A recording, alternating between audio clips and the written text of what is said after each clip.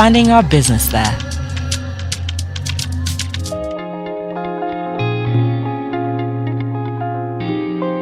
Hey Leo, split the bill into 4 please. UBA is a digital pioneer built on our cutting-edge technological infrastructure that guarantees not just to take Africa's talents and perspective to the world, but to bring the entire world back home. Because the one thing you can trust is we will always be there for you.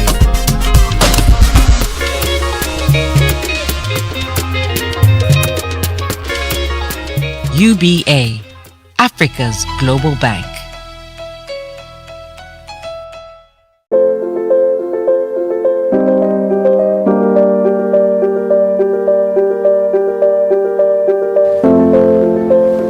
Small businesses are not small.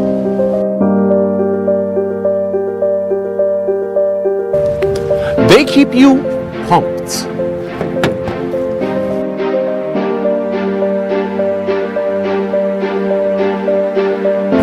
They keep you learning. They keep you healthy. They keep you stylish. They keep you fed. Happy birthday to you. They keep you smiling. We can do all of this because they keep us moving. At UBA, we keep your small business moving because your business is big business. Ready to get moving?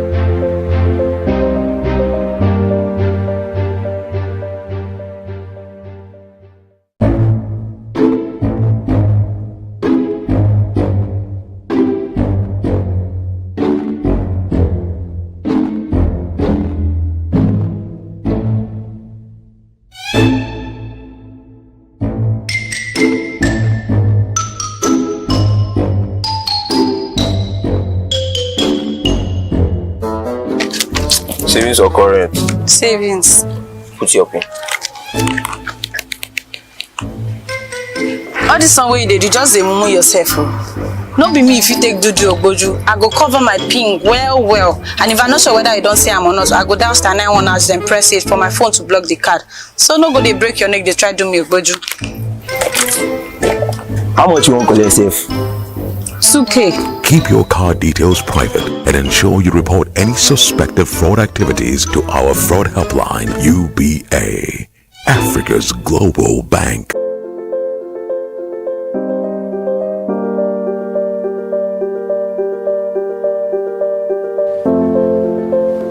Small businesses are not small.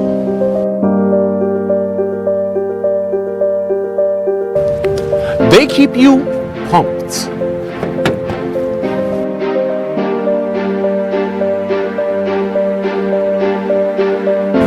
They keep you learning.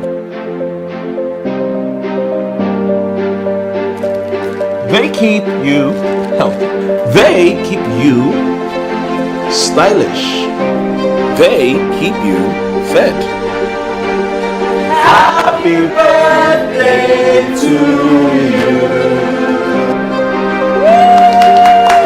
They keep you smiling.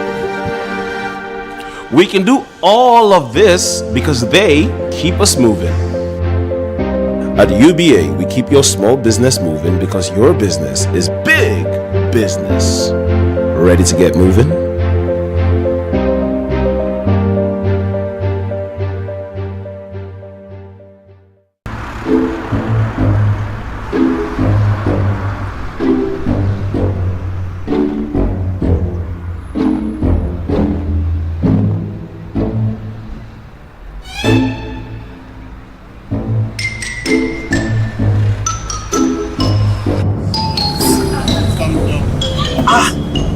I say they don't move my phone.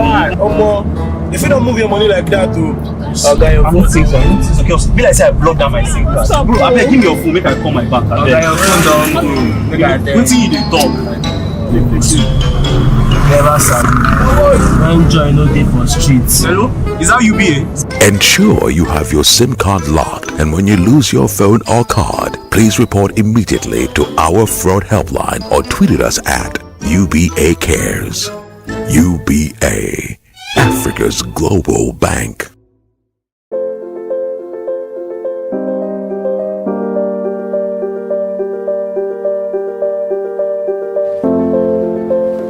Small businesses are not small.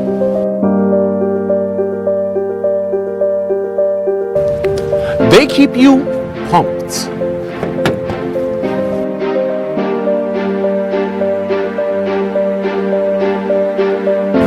They keep you learning.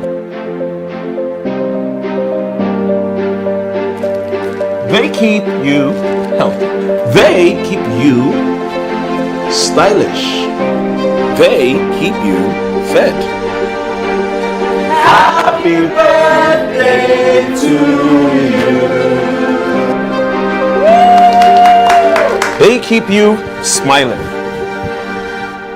We can do all of this because they keep us moving. At UBA, we keep your small business moving because your business is big business. Ready to get moving?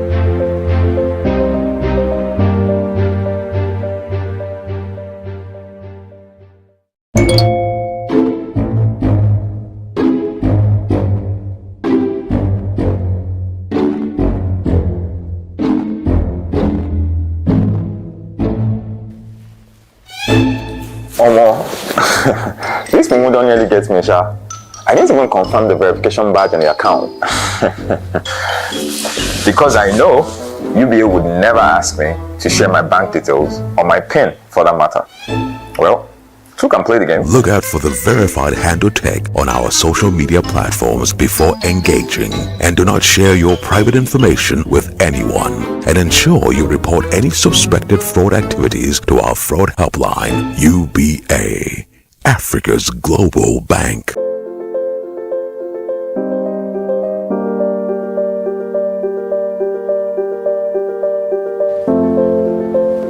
Small businesses are not small.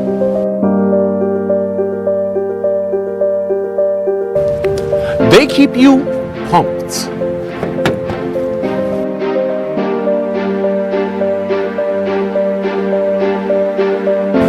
They keep you learning. They keep you healthy. They keep you stylish. They keep you fed. Happy birthday to you. They keep you smiling. We can do all of this because they keep us moving. At UBA, we keep your small business moving because your business is big business. Ready to get moving?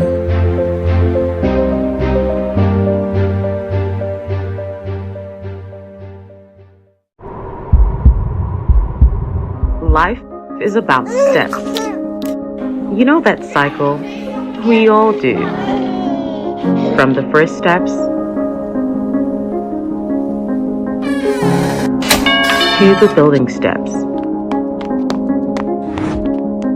to the defining steps. But what about the steps within the steps?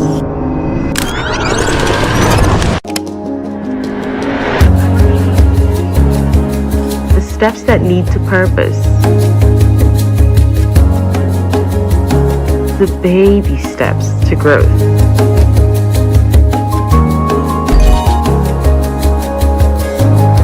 The steps that ensure financial independence.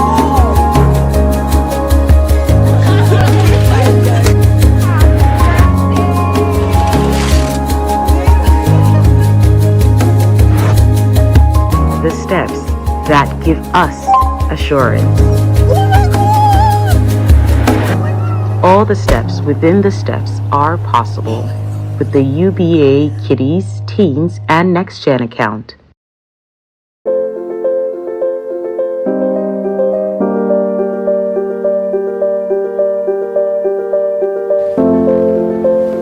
Small businesses are not small.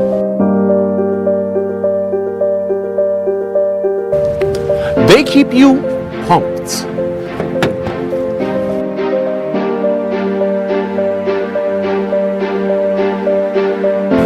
They keep you learning.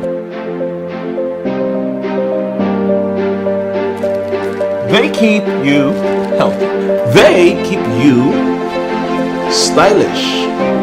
They keep you fed. Happy birthday to you. They keep you smiling. We can do all of this because they keep us moving. At UBA, we keep your small business moving because your business is big business. Ready to get moving?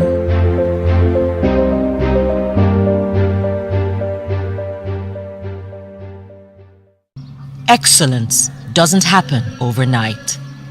We have over 70 years of banking expertise and experience across Africa and the world. Add 21st century innovation, and now there is no limit.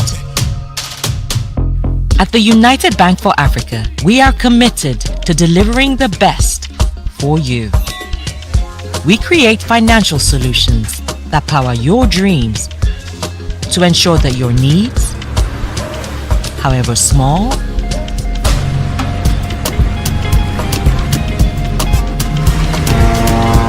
or however great, are always met.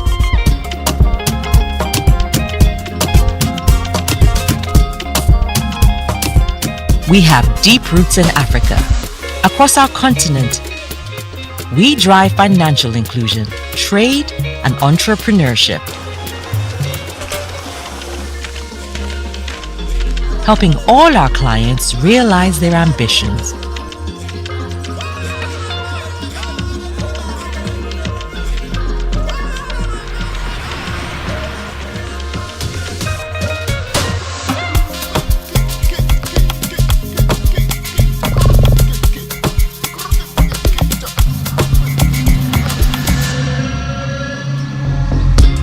We operate in the United Kingdom and in France.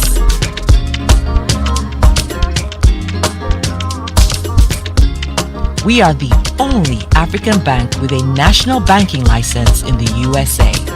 In leading financial centers, we provide services and solutions to banks, corporates, sovereigns, and development organizations. We understand the importance of the Gulf as a hub for global trade, and we are expanding our business there.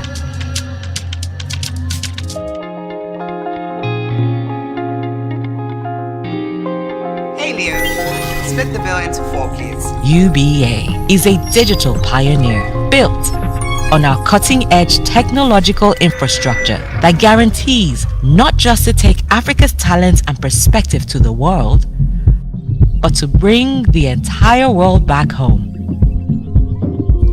Because the one thing you can trust is we will always be there for you.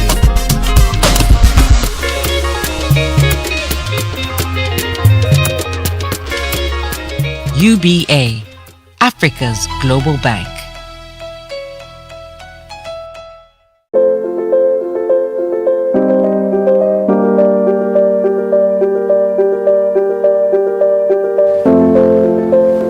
Small businesses are not small.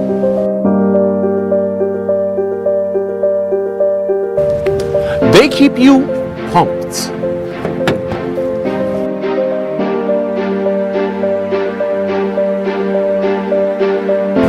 They keep you learning. They keep you healthy. They keep you stylish. They keep you fed. Happy birthday to you. They keep you smiling. We can do all of this because they keep us moving. At UBA, we keep your small business moving because your business is big business. Ready to get moving?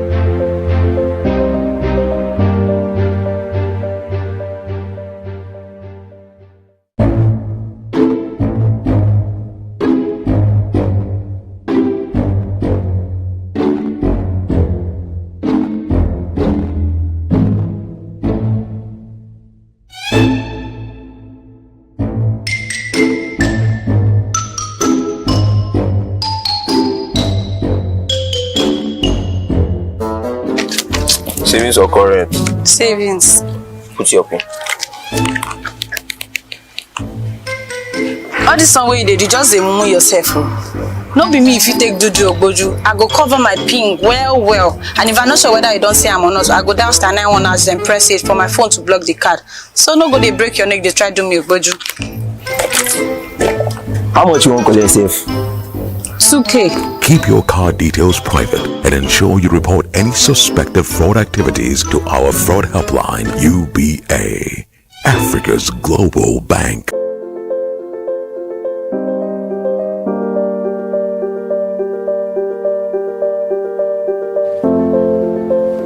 Small businesses are not small.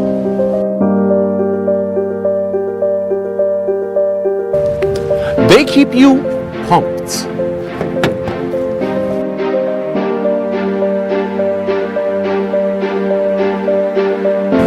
They keep you learning. They keep you healthy. They keep you stylish. They keep you fed. Happy birthday to you. They keep you smiling. We can do all of this because they keep us moving. At UBA, we keep your small business moving because your business is big business. Ready to get moving?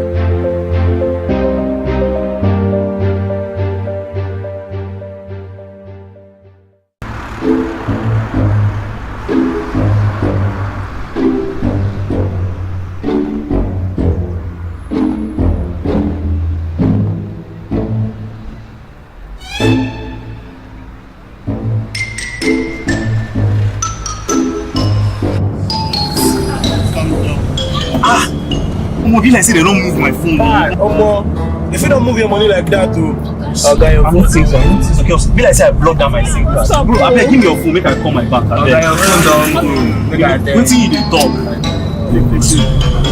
Never start. When join no dey for streets. Hello, is that UBA?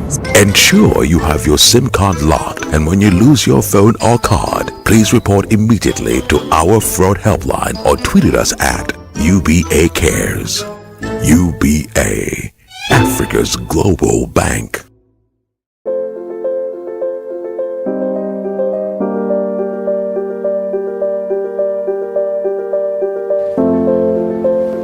Small businesses are not small.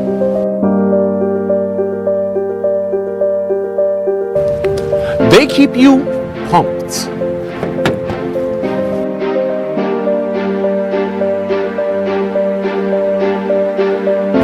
They keep you learning. They keep you healthy. They keep you stylish. They keep you fed.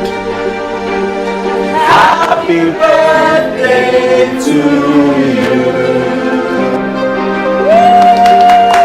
They keep you smiling.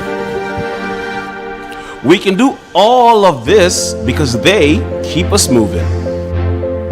At UBA, we keep your small business moving because your business is big business. Ready to get moving?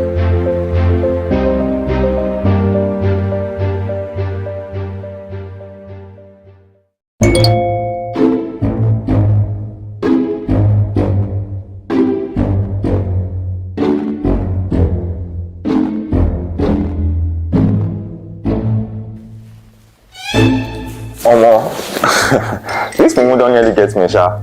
I didn't even confirm the verification badge on the account.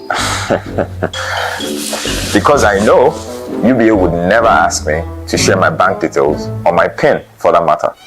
Well, two can play the game. Look out for the verified handle tag on our social media platforms before engaging, and do not share your private information with anyone, and ensure you report any suspected fraud activities to our fraud helpline, UBA, Africa's global bank.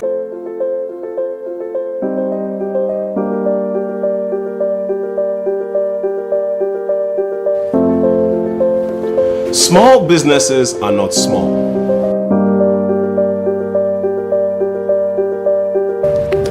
They keep you pumped.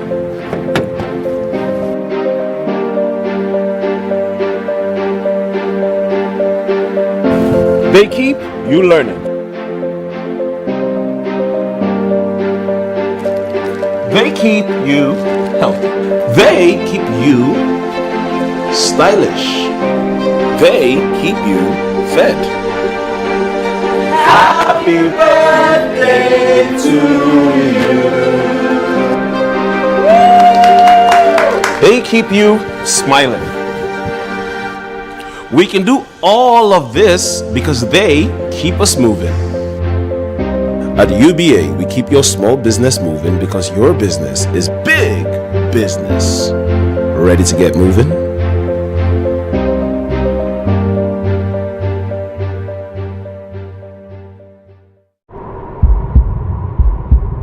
Life is about steps. You know that cycle? We all do.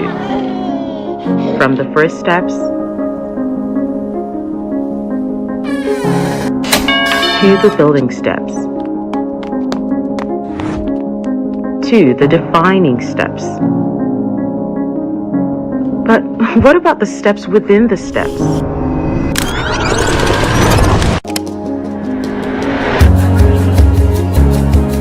The steps that lead to purpose. The baby steps to growth.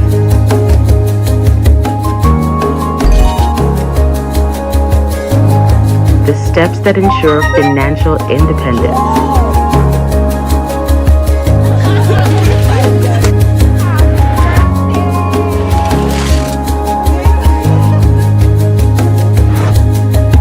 The steps that give us assurance. All the steps within the steps are possible with the UBA Kiddies, Teens, and Next Gen account.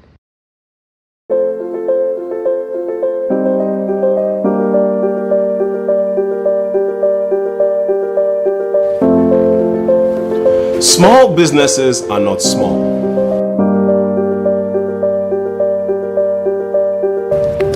They keep you pumped.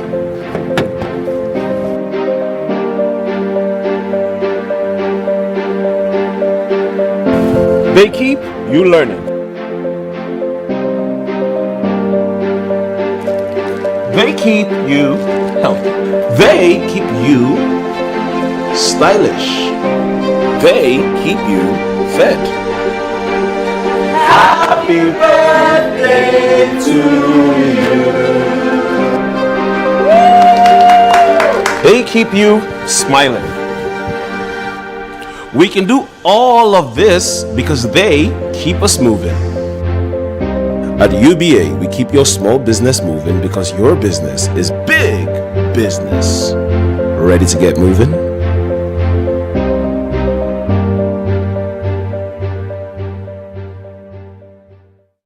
Excellence doesn't happen overnight. We have over 70 years of banking expertise and experience across Africa and the world. Add 21st century innovation, and now there is no limit. At the United Bank for Africa, we are committed to delivering the best for you. We create financial solutions that power your dreams to ensure that your needs, however small,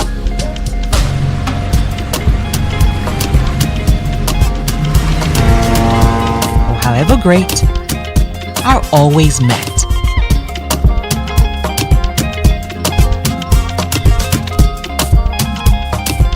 We have deep roots in Africa. Across our continent, we drive financial inclusion, trade, and entrepreneurship, helping all our clients realize their ambitions.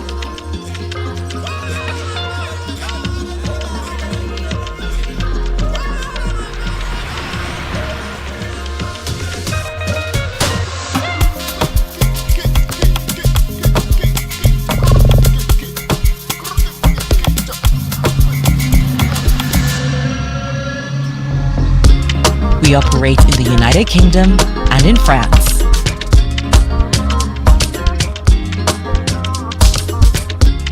We are the only African bank with a national banking license in the USA.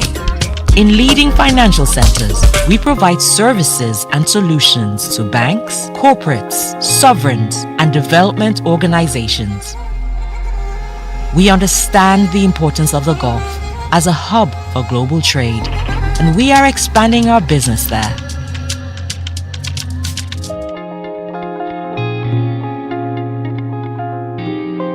Hey Leo, split the bill into 4, please. UBA is a digital pioneer built on our cutting-edge technological infrastructure that guarantees not just to take Africa's talents and perspective to the world, but to bring the entire world back home.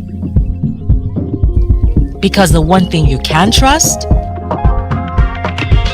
is we will always be there for you.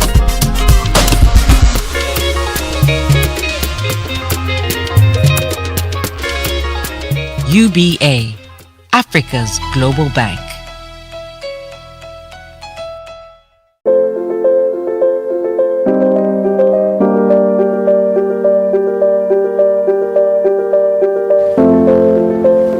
Small businesses are not small.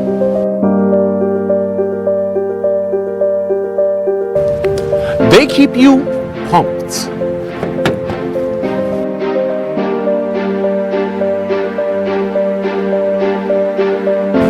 They keep you learning. They keep you healthy. They keep you stylish. They keep you fed. Happy birthday to you. They keep you smiling. We can do all of this because they keep us moving. At UBA, we keep your small business moving because your business is big business. Ready to get moving?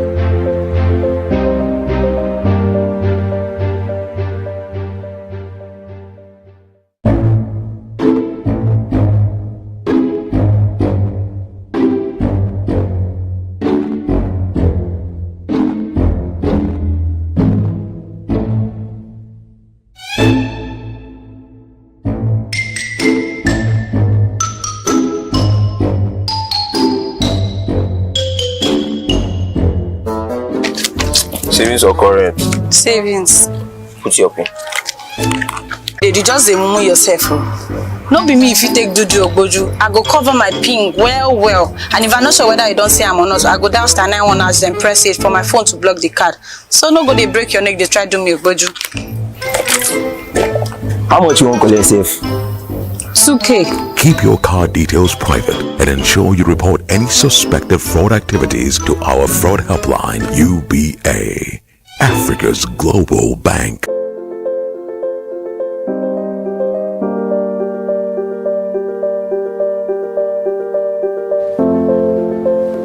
Small businesses are not small.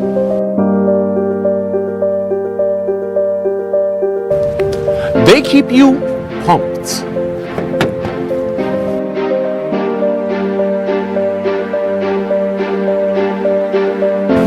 They keep you learning.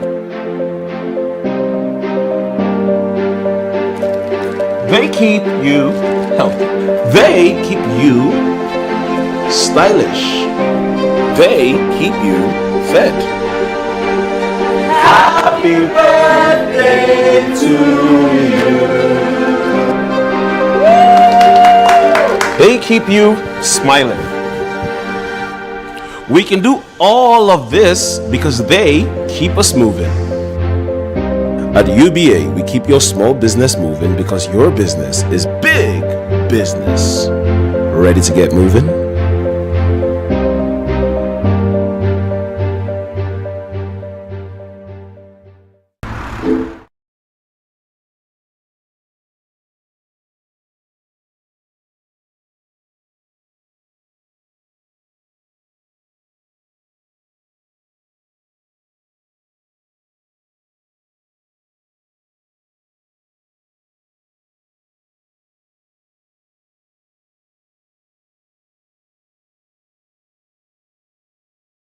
panelists and to those joining us online.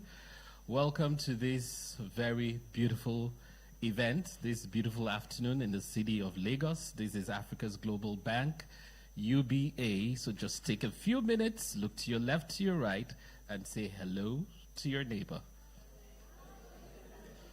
And as you do that, look at your neighbor and say something nice to your neighbor. Something really nice, something pretty nice. Okay. So welcome to this very interesting event once again. It's the UBA Business Series. So beyond just keeping your money, UBA is also concerned about the business health, your business health. So it's not all about mental health. There's also something called business health. Somebody say business health.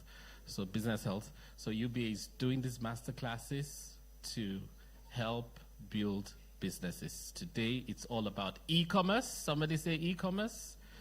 So it's all about e-commerce, and we recognize all our great friends, our moderators, panelists, our group head marketing and corporate communications, Alero Ladipo, who will be coming up shortly to give us the welcome remarks. Lemachi, great guy. Joy, Foodshaw, Ebube, you're all welcome. So a round of applause for yourselves for being here. Now, let's make it a UBA 4.0 round of applause so that our guests can feel our energy. Thank you so much. Without much ado, I'd like to invite my very beautiful group head, can your boss ever, Alero Ladipo, as she comes to give us the opening remarks. A round of applause for her once again. Thank you. Thank you, Omede. This is why I don't speak most of the time. So welcome, everyone. How are you all? Yeah, good. Well, thank you all for coming. Why did we start this? This is the last UBA business series of the year, so I'd like to give a really, if we could give an applause to the organizers. I think we started off this year. We've had conversations on business and health. We've had conversations. What was the last one again? Personal finance. And now today we're speaking on e-commerce.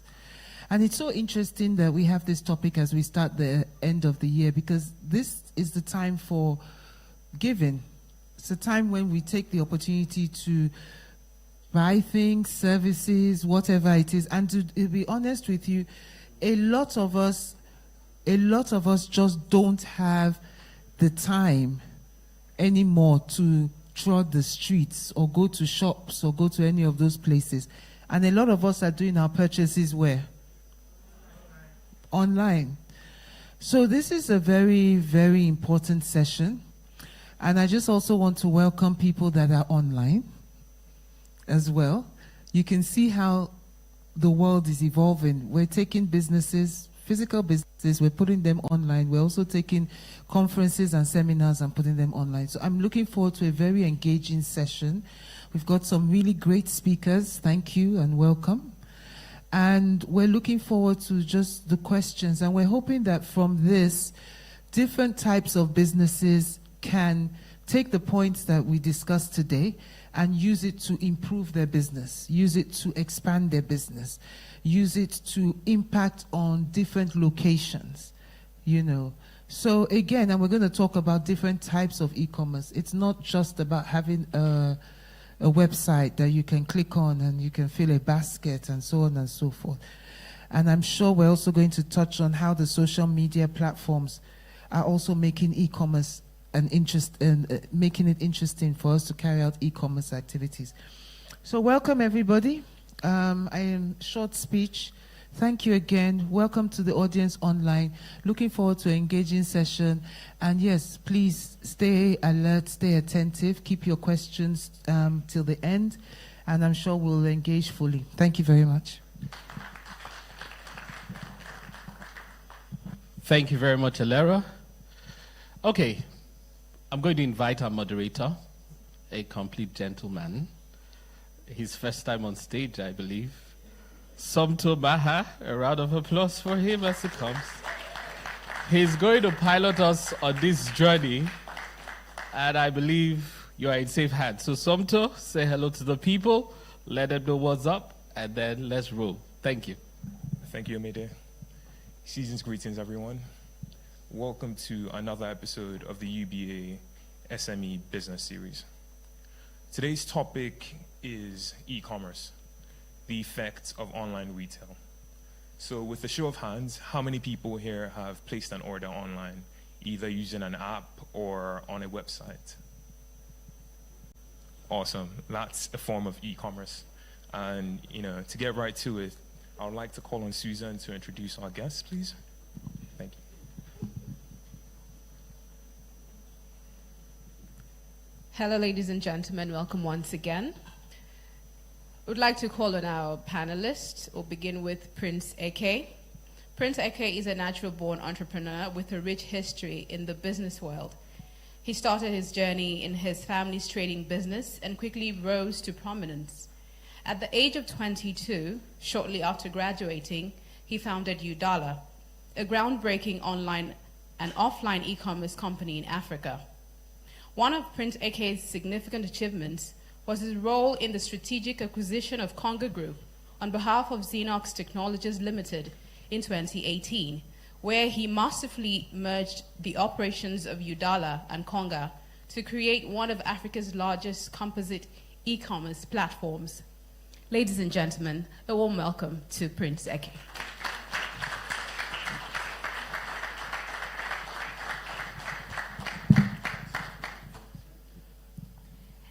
Next, we have Kaylah Oniwo. Kaylah is an award-winning media personality with over a decade of experience in the radio space, global beauty, fashion, and lifestyle influencer, as well as an entrepreneur in the industry. She is intelligent, fun, witty, and an all-round creative person who has several accomplishments and titles under her belt. She is a verified digital creator with a following of over 300K across all platforms. She has worked with notable brands like Estee Lauder, Pandora, Hermes, Hilary Says, Net-a-Porter, Unilever, Glenfiddich, and many others. Kaylah is an advocate for African brands and seeks to educate, empower, and entertain her followers through her content. Ladies and gentlemen, a warm welcome to the ever stylish and ever beautiful Kaylah Oniwo.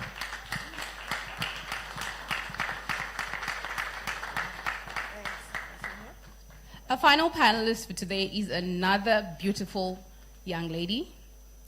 Reni is the founder and creative director of attainable luxury women's fashion label, Randall. After qualifying as a lawyer and gaining an MBA in entrepreneurship, Reni decided to pursue her passion in fashion. That's like a rhyme, passion in fashion. Since its launch, Randall has been featured in numerous international publications, some of which include British Vogue, Harper's Bazaar Vietnam, Elle, Essence, and more. The brand has shipped to over 25 countries worldwide through its e-commerce platform and maintains a wide range of international recognition, international customers rather. Ladies and gentlemen, please put your hands together as we welcome Reni Abina.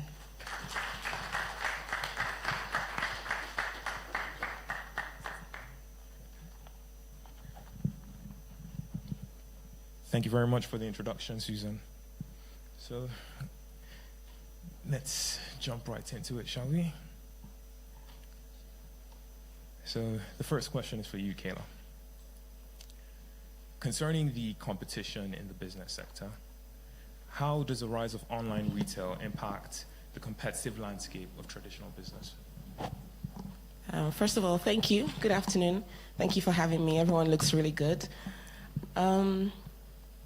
It's interesting you asked me that because when I started business, it was a little before COVID, and then COVID happened, and then I had an actual store, I had a physical store, and then COVID happened, and I shut it down. I just paid my rent, couldn't really do much, so I had to do my business from home, and I had to do it online.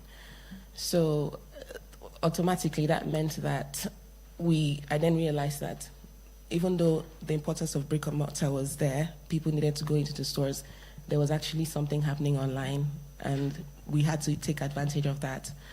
So I think that online has done a lot. It has created really big growth to businesses and the success of businesses, just using your website or other social media platforms to grow your business. Wow, that's really nice. Would you want to contribute to that, Reni? Okay. How does the rise of online retail impact the competitive landscape of traditional businesses? Hi everybody, good afternoon.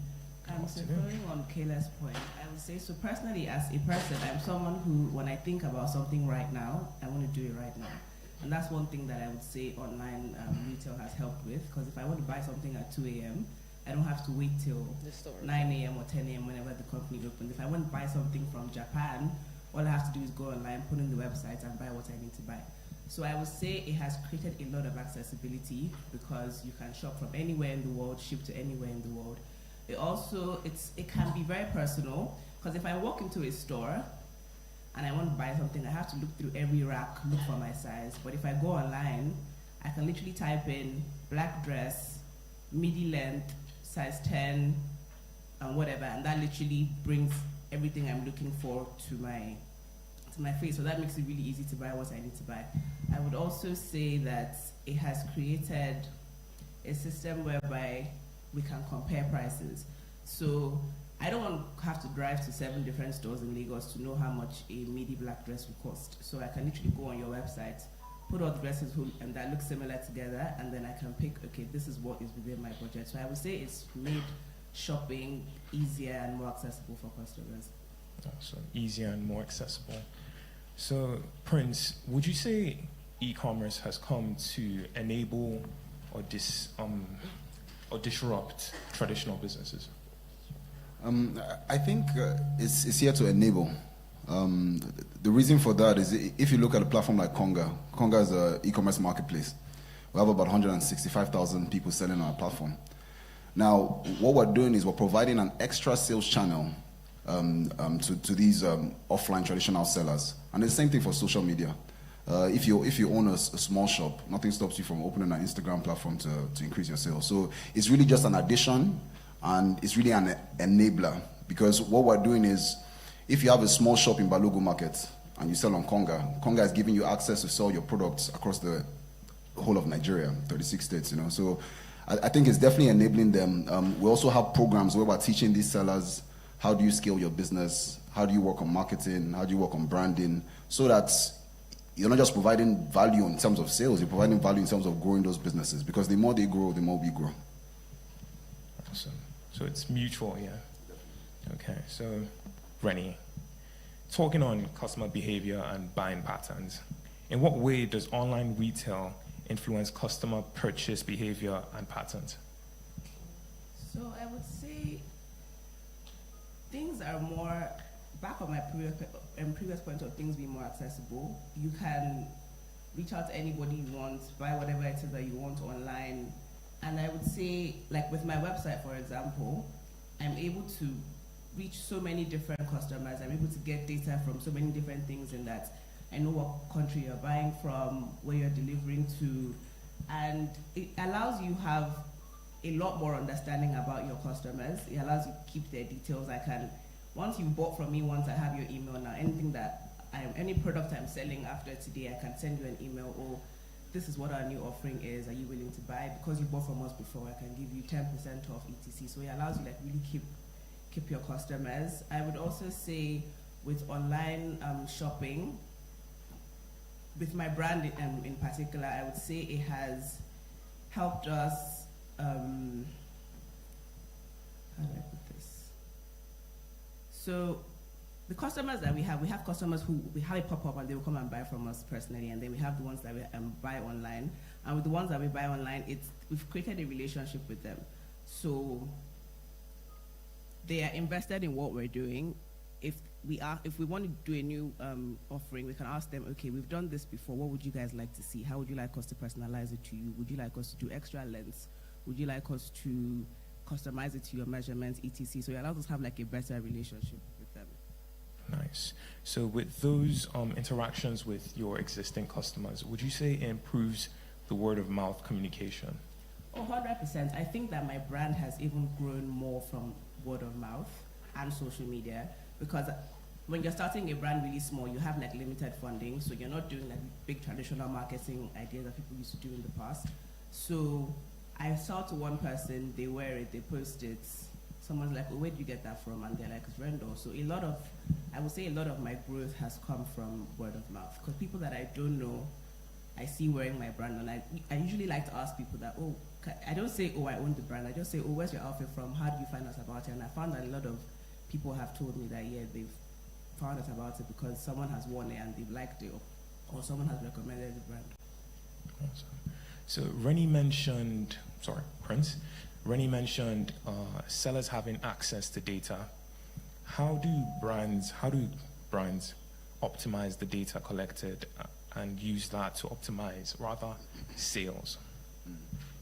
I think people tend to like overcomplicate data, but data, even if you have a small shop in Balogun Market, it's important for you to get enough information and data on that store. So it could be as simple as how many people walk into my store and how many people buy.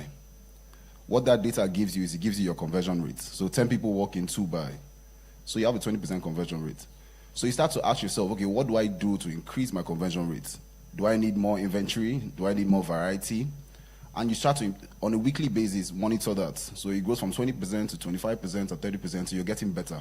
So I think people try to overcomplicate data, and they act as if you have to be a data analyst or a data nerd to understand or to use data. But I think we need to start dumbing it down. Even the most basic of data, we need to start capturing it and using that to improve our business. So in terms of a business like Konga, there's so much data we have access to, from our marketing to our operations, the supply chain, from the product side, even to logistics, And what we do is, on a weekly basis, in our management meeting, we don't use PowerPoints. We literally just have a big Excel file full of data, and where we watch the trends on a weekly basis or on a 4-week stretch. So from that, you can see different variances. So let's say there's a 5% drop in our delivery rates in the Southeast. We start to drill down into that data. Why is that happening? What's going on? Is that an issue in that region? Is that an issue with some of our logistics assets in that region? So data, the first step is really getting access to the data. Once you get access to the data, being able to understand it and then use the data to make business decisions.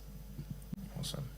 Kaylah, while partnering big firms on social media, how do you make the most of posts that have heavy traction, and how do you try to increase traction on your page? For the brand? Yes, for the brand. Or for me? Yes.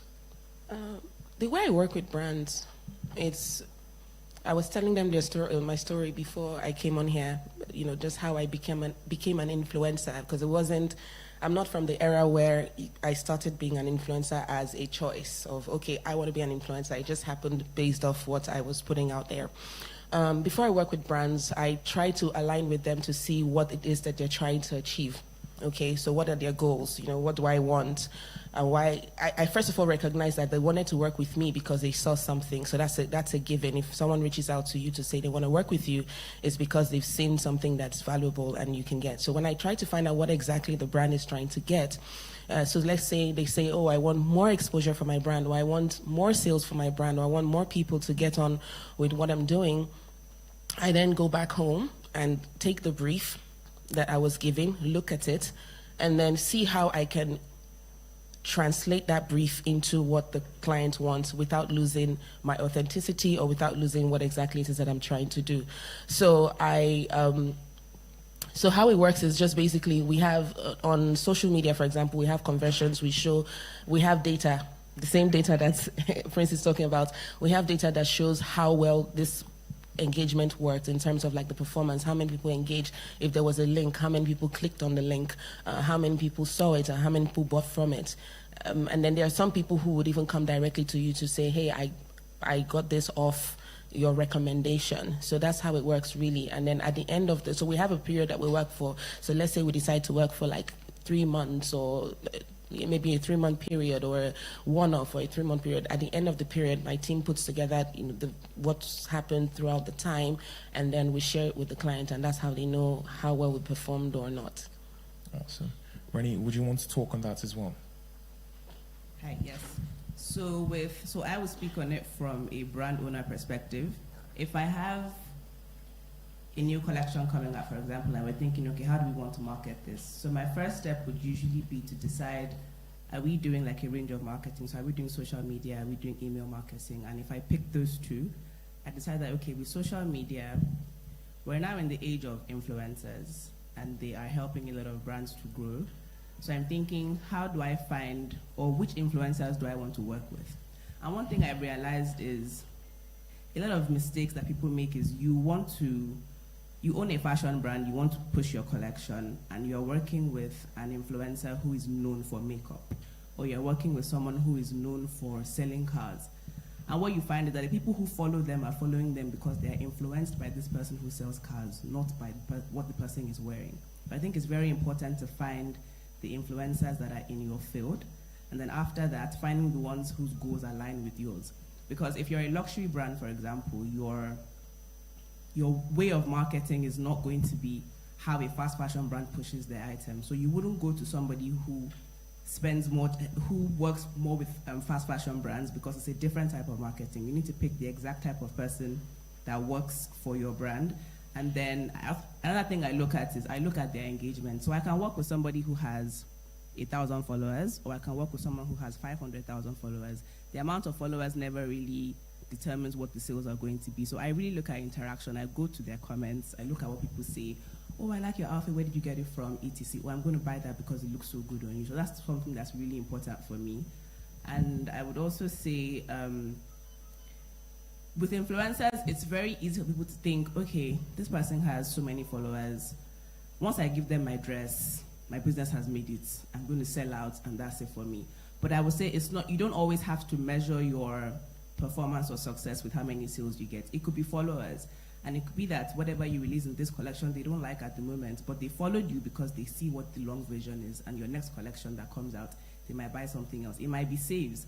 And if it saves, it means, okay, maybe I don't have the money to buy it right now, but I'm going to come back and buy it. So I would say also track what your performance is with them. So you can give them a discount code and say, let's say I'm the influencer, and I'm like, oh, I got this dress from this. If you want to buy from there, here's my 10% discount code. So that gives the brand an opportunity to check how many people they've actually converted. And if I see that, okay, when I worked with this influencer, 70 people used her code, when I'm trying to do my next marketing thing, I'm going to think, okay, let me go and work with those who performed properly for me the last time. So I would say with every set of influencers that we work with, we always try to track the growth so that we know who to work with subsequently. Yes. Still on branding, Kaylah, this is for you. Okay. What role does brand perception play in attracting online customers?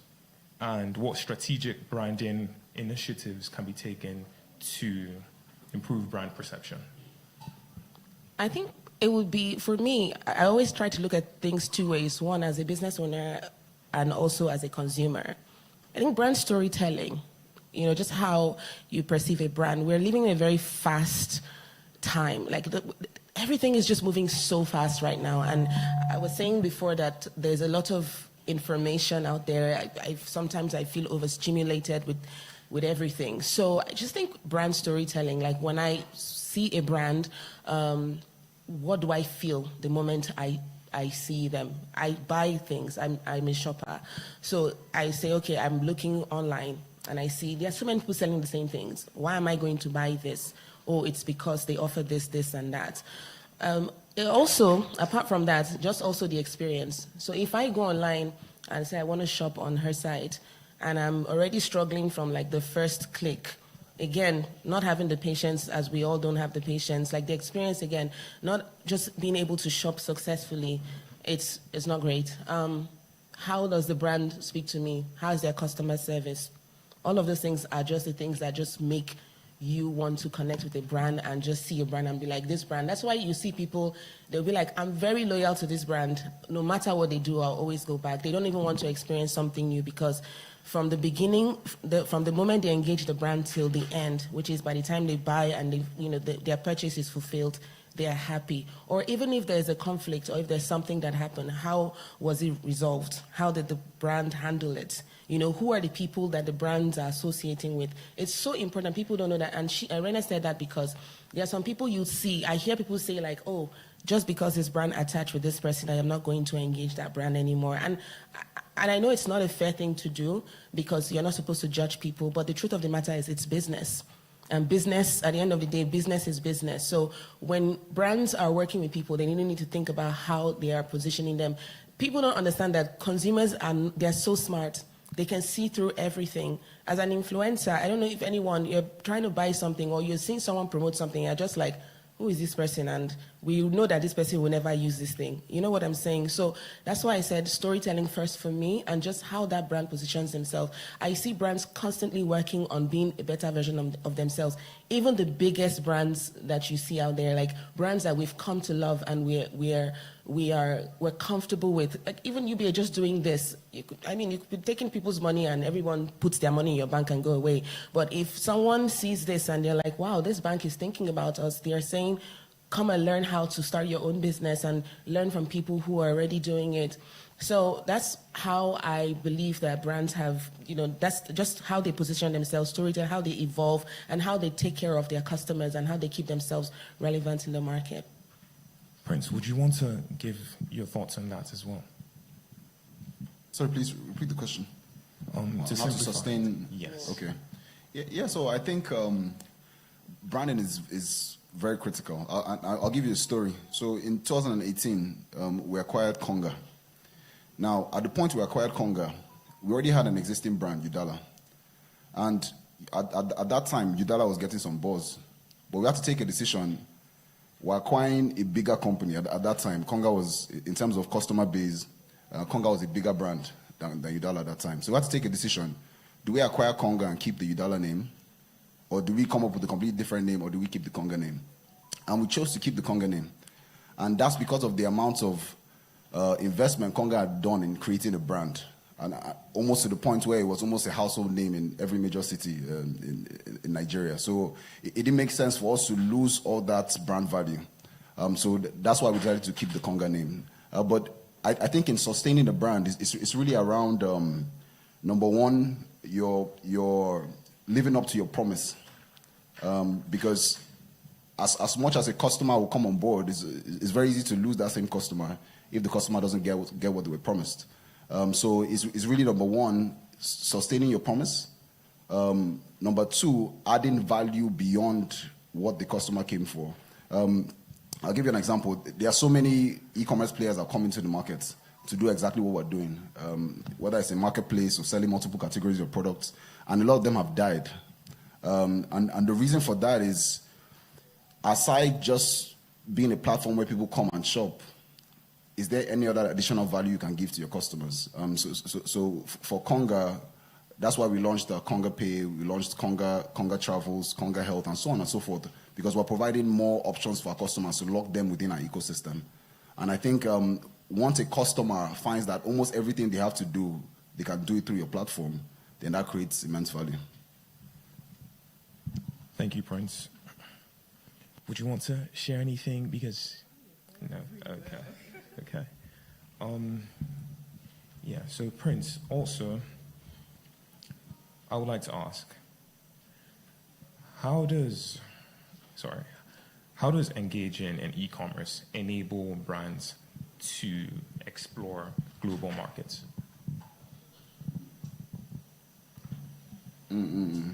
That's a very good question. I think it's a better question for Reni, but I'll try to give it a go. Okay. Because right now Konga sells majorly in Nigeria, but I think we have enough experience based on some of our relationships with international e-commerce companies like Alibaba. Alibaba sells globally. And the tough part for Nigeria, in us getting that right, we need to look at international logistics and the customs and clearing process in Nigeria. It's a complete disaster. So for you to ship, it's easier for me to ship a good from Dubai than ship a good from Ghana, which makes no sense because Ghana is a 45-minute flight, you know. So number one, understanding the customs and clearing process. As a business, it should be easy for me to just order my goods, clear my goods. At least, even if the timeline is 2 weeks, let me know that, okay, I'll get my goods in 2 weeks. It should be that clear, you know. No matter how long the timeline is, let it be a fixed timeline so your business can plan. That's why if you go to a lot of places in Nigeria, a lot of places are always out of stock because they can't really plan their inventory. You order a good, first time it took 1 month to come, next time it's taking 3 months. Customs has held your good in the ports. You're trying to clear it, you have to tip. Just complete disaster. So, number one, we need to get that right. Number two, the African Free Trade Agreement. I think it's critical that we need to push that forward because Africa should really be borderless, where I can easily, there are certain things that it's easier to produce in South Africa than it is in Nigeria. So it opens up opportunities. So I can export my products instead of opening up separate e-commerce operations in Ghana or in Kenya. Why can't I just move my goods from Nigeria if the logistics and the process is seamless enough? So I don't think in Africa, in Nigeria specifically, we're even close to looking at shipping out e-commerce globally. But I think those things are things we need to look at for us to get ready for that to happen. But I think Reni should give this a go because she ships globally. So I would say when deciding that you want to ship globally, there's a couple of things that you need to look at. So one, how are you going to take these international payments? How are you going to get your products to them? So in terms of taking payments, there are a lot of website providers now that will allow you to take international payments, so whether it's in pounds, dollars, euro, whatever, and maybe you want to collect it in naira or you want to collect it in pounds, but that's something that you really have to figure out because our currency is not a world trading currency. So if a lot of people come on Nigerian websites and your prices are only in naira, they can't really they can't relate to it. So that's going to discourage them. So one, you have to have a website that is able to take payments in different currencies, able to show it in all currencies. So if you go on my site, for example, every currency in the world is there, just so that when you go there, you can say, okay, this is £50, but we don't spend that in my country. How do I convert it to mine? So you have to make that very easy. And then in terms of your delivery, what I realized when I first started my brand, I was trying to work with cheaper delivery companies just so that the shipping cost wasn't too expensive for my customers. But we would have issues where I've done everything on my part to make the item perfect. I've packed it beautifully. I've given it to the shipping company, and then it never gets to my customer. And then my customer doesn't get to see all the work that I've done to make the item right for them. So I decided that, you know what, I'm just going to go with the best. And at the moment we have DHL, which is very, very expensive. But at the end of the day, I would rather spend the extra naira and know that my customers are going to get their items. And it's also very volatile because I just got an email yesterday about a 10 to 40% increase coming in January. So you have to think every year, I think they increase their prices twice a year or every year. So you have to think about that. And it's a thing that you have to decide that once you decide that you are shipping internationally, 3 years after, you can't say, oh guys, sorry, we only ship to Nigeria anymore. So you have to be ready to take into account that cost. Are you going to bill your customer the whole shipping fee? Are you going to pay some of it for them and they pay part of it? So at the moment, that's what we're doing because I can't charge someone £60 would be about 75,000 now or 80,000. I can't charge you 80,000 naira for delivery. Nobody's going to pay that. So at a point, you might have to fix in some of these costs into your profits. But that's a decision that you've taken that you're going to do international shipping, and that's what it has to be. But I would say if you're going to do that, then you have to just decide to do it well. So don't say you're going to do international shipping and then work with companies that are going to lose packages or... So it's like being pound-wise, penny foolish, or penny-wise, pound foolish, sorry. You're saving money, yes, and the customer is saying, okay, I'm going to buy from you because it's only 15,000. But then when they get their package, you've done it so beautifully. They've squeezed the box. Maybe the item is already coming out. You just have to know that, honestly, I would say you just have to spend the money. Spend the money and know that you're getting the best of the best. And figure out a way that is going to work into your costing. Menti. Okay. So how do you handle returns for international shipments? Bane of my existence. So one thing that I had to factor into my business plan is, if you are buying from Rendor, we're a ready-to-wear brand, but I'm going to offer you extra services. So if you're somebody who falls in between sizes, I write it there. If you fall between sizes on our size guide, kindly provide your bust, waist, and hip measurements, and we'll make it custom for you. Because I had to think of the reason why people return things. It's because, it doesn't fit properly, or it's too short, it's too long. I'm a tall girl, so all the time I shop and my clothes are stopping here. So I've had to put in extra things into my business that allow people customize the clothes to their fit, and then that usually, it reduces the chances of return. So maybe now I would get I think my return rate might be 1 or 2%. And you also have to let them know that I'm shipping from Nigeria. It's not very easy to return packages back. So even now, I can't tell them that they have to return via DHL, because sometimes it's $100, $200 to return. So I have to tell myself that, okay, if they have to send it back for any reason, I allow them, if in America, I allow them to use the local postal service, which means that it takes a month to get back to Nigeria. And in that month, sometimes maybe I don't even sell that product anymore by the time it gets back here. So it might be a loss for me. So I would say you just have to try your very best to look into the reason why people return and try and stop it before it happens. Awesome. Well said. Well said. So Kaylah, with recent technological advancements, how do businesses leverage on things like AI to enhance operations? When AI first came out, it was like, it's a very tricky one for creatives as well, because you're thinking, they're about to steal, they're about to take food out of our table and all of these things. And I would say it's been very helpful. I use AI. It's been very helpful because there's so much to do as a business owner. There's so much you're doing. You're doing 5 million things at the same time, especially if you're a small business. And I know this is about small businesses. It's not about you being established. When you have a business that you don't have a whole team that's doing everything for you, because getting a team is also going to take money from your pocket, and you're trying to save costs, you would incorporate the use of AI to help you with just even with your storytelling. It's nice. You have someone that you can go back and forth with in the comfort of your home. You don't have to hire or engage anyone to do that. I like that it has also just helped you to see how other people, because when I always say, I was saying something off air when we were backstage, where we're talking about when you're looking at other people and what other people are doing, your competitors. Sometimes you don't even need to do that, because if you already have what it is that you're trying to sell, or how you're trying to position yourself in the market, and you have this support that you have with AI and all of these tools that are helping you to grow your business, you just find that you're able to focus on that. I think it minimizes the stress that you go through, and also kind of even helps you see that you're going somewhere, you're doing something right. Because sometimes when I use AI, and I use them to check maybe proofread, or just help me with maybe some sort of storytelling that I want, I find that, it's kind of similar to what I was trying to do. So it's definitely helped. It's definitely helped for sure. It's definitely helped. Prince, would you say AI helps on a larger scale? Oh yeah. How does it do that?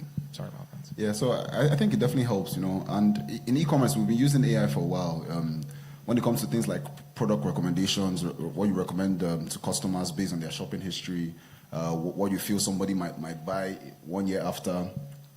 So it definitely helps. But I think what we've seen in recent times, we've seen artificial intelligence get to a stage where it's almost as sharp as the human brain, If you look at ChatGPT, my first experience, I was completely shocked, because it's almost like you're interacting with a human being, I remember I was supposed to go for a meeting in Abuja with the minister, and he said I should come with an introduction letter. I completely forgot. So on ChatGPT, I quickly typed introduction letter to Ministry of blah blah blah. Sharp, boom, done. I want to go and print it. So, I mean, it's really an enabler depending on how you use it. So you have to be you have to take advantage of these tools that are available. And use it. Honestly, my first experience with ChatGPT was my PA Peniel. when he started working with me, he was extremely efficient. I asked for something, we just get it done. I'm like, is this guy a genius? Like, what's going on? Until one day I was coming to the office, I just saw ChatGPT. I'm like, this guy. So, I mean, use the tools that are available to create the kind of productivity that you need. In the past, artificial intelligence was only accessible to people in the tech environments. Use it to integrate into your platforms, use it for like route planning for logistics and stuff like that. But now ChatGPT made it accessible to everybody, where you can start using these tools to improve your business, whether you're a small business owner or your larger business. Kaylah, how do you use AI? Oh, my bad. Reni. Okay. How do you use AI to help make decision making easier for your customers? So sometimes I would say, okay, so on my website, for example, if you go now, you can shop by shirts, dresses, blouses, whatever. And then you also have, this was actually a suggestion. I was building a new website about 2 months ago, and it said something about, do you want to organize your products based on occasion? Which makes a lot of sense, because if I'm shopping for a wedding, I don't want to have to go through all your product offerings first before I decide what I want. So by the descriptions that you put on some pieces, AI can help you decide if this is an occasion dress or this is a casual outfit. So that also makes it easier for customers to be able to pick. And I also say, even just as a business owner, as a small business owner, you're doing so many things by yourself. There's only so much that you can do. So with AI, it has definitely helped us. It amplifies my knowledge, because I might have a basic knowledge about something and I type in what my ideas are, and it helps me amplify that. Awesome. Thank you. Prince, talking about security in e-commerce, what security measures are crucial for businesses engaged in online retail to protect customers' data and build trust in the digital marketplace? Yeah, I think security is extremely important because the major barrier for e-commerce in Nigeria is usually trust. So to build that trust, you have to have an extremely secure platform. So it starts with security around payments. So if a customer is putting their card details on your platform, how secure is your platform to make sure that the information is leaked? And I mean, to a large extent, we made huge progress in terms of online payments. In 2014, 2015, it was a complete nightmare. At that time, 80% of our online payments used to fail. But shout out to the banks like UBA, guys like InterSwitch, Flutterwave, for coming together to solve this problem. I had to plug UBA in somehow. Yeah, so I think we've come a long way in terms of payments, and of course, security improved alongside. So I think in terms of payments is good. And then you have data protection, ensuring that if a customer comes in, because for a customer to buy an item, they're giving you their name, their phone number, their address. If you have that information, there's a lot you can do with it, So you also have to put in a lot of security measures to ensure that that information is safeguarded and nobody has access to that information, even your internal people. The only people that have access to that information are people that need it to do their jobs. So I think it's something that we think about critically, and it's something that we continue to improve on, especially now that e-commerce players are also getting into payments. We have to be very critical about how we manage our customer information. So you talked about trust.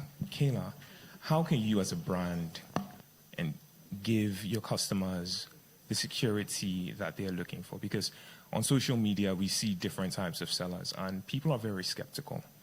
And you start to wonder, how can you actually, give your customers peace of mind and security in some way?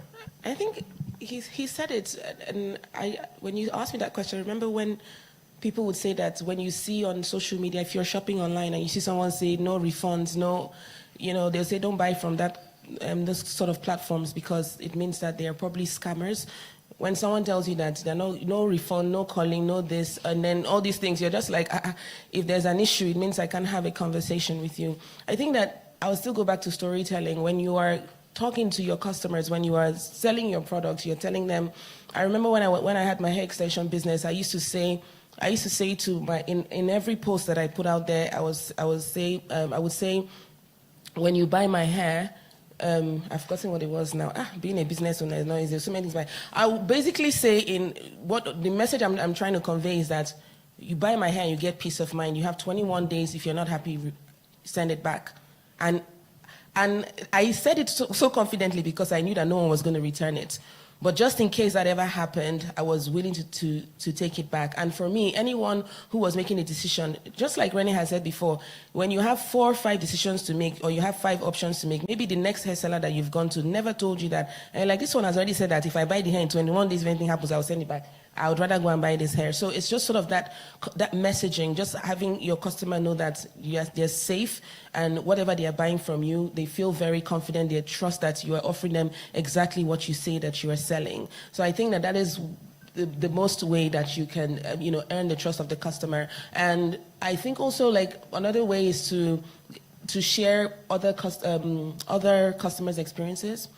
I find that I'm confident shopping from someone that I've seen feedback from other people that have used their service, or because it's not every time you get recommendation of someone that you know, so you're buying randomly. I'm thankful that people are becoming more trustworthy and being more confident in shopping online and just trusting that businesses provide what they. So when they are able to see, 5-10 people have shopped here, they're real people, I can go there, I can buy from them. Before e-commerce became very big here, when we used to shop online from like ASOS and all of that, I used to go to like the review segment, and what I will read, and I've made my purchasing decisions off those reviews. If I see 50 and there's like 4 negative comments, I'm like, okay, I can still do that. If I go there and there are 50 comments and there are like 42 negative comments, like, nope.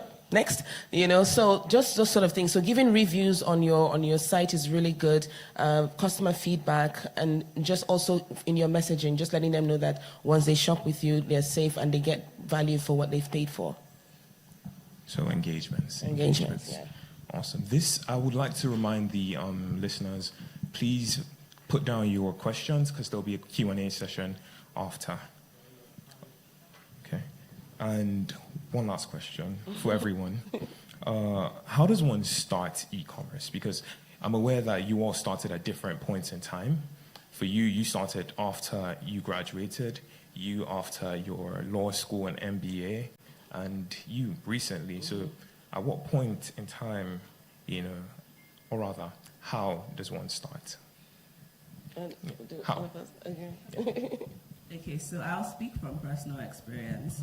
So I started my brand really quickly, really small. It was like in May, I had been making my clothes by myself in terms of like designing and giving it to my tailor. So I decided in May that I was going to do it by June. By June, I had registered the company. July, I had released the collection. So I would say if you're starting e-commerce, based on all the trust conversations we've been having, don't just go and open an Instagram account, call yourself, let's say, Reni's Hair, and then you start selling. You don't have a business account. When people want to transfer money, you're giving them your personal account. Yeah. When I try to buy from someone and they give me a personal account, I just think that you're not serious, first of all. So I would say you have to put some things in place before even going to e-commerce. Register your business, open a business account. Those things give you credibility. And then you decide, okay, am I starting off, if you don't have a lot of capital, am I starting off on social media? Am I going to do Instagram, Twitter? That's where I started on Instagram, and I did Instagram solely for about a year. And I found that it worked at the beginning, that people would DM me when they wanted to buy, but then when I wanted to grow and I wanted to scale, then I moved to a website. But I would also say if you have no experience in running a website, you're just starting your business really small, start with what you can control and you can manage and do it properly. So if you're going to be an Instagram business and you want to take orders via DM, have it in your bio. We open at 9 a.m. and we close at 6 p.m. So that when somebody DMs you at 10 p.m. and they don't get a response, they're not getting upset that, this person is a scammer. All your rules are, like once I come on your page, everything is already clear. And if you say you're going to respond between 9 and 6, then respond between 9 and 6. There's a thing that we do in Nigeria where you message a business, good afternoon, please, is this in stock? Then they reply you good afternoon, and then they disappear for 3 hours. And then you find that everybody's complaining that Hello, I asked you a question. Yes, like greet me back, but like answer me. So then you just have to be really serious with what it is that you're trying to do. And then you also need to have a brand language. I find that it's very important. You should have your FAQs. So now on Instagram, for example, you can put a couple of questions there ready. So before you even respond, the most asked questions are there and they can click it and get the answers. Just so that kind of makes things a bit faster. And then I'll say if you're moving on to a website, choose a platform that gives you most of what you need. Okay, it's giving me the relevant data, it's taking payments, people are able to, maybe you have a return center or whatever. But I would say whichever platform that you're ready to do at that point, just make sure that you know everything about that platform and you're willing to do it as it should be done. Awesome. So start small, be proactive, and stick to your word. So you, Prince? Yeah.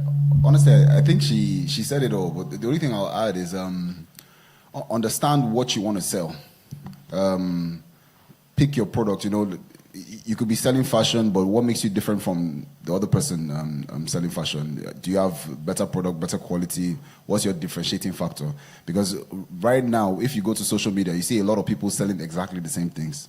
And a lot of these guys, they really start this off, you know, maybe one of your friends will ginger you like, bro, now start now. No, I'll go buy from you. When you start, that same friend, you won't find that person anywhere, you know. So I think it's important to look at, okay, where is there a market for me to sell my product, you know? What kind of product do I want to sell? There's somebody I saw that was selling like crypto hard wallets. And the guy is doing very well selling that, you know, because it's not something that you can easily find in the market. And there are people that actually demand these hard wallets. That's people that trade crypto.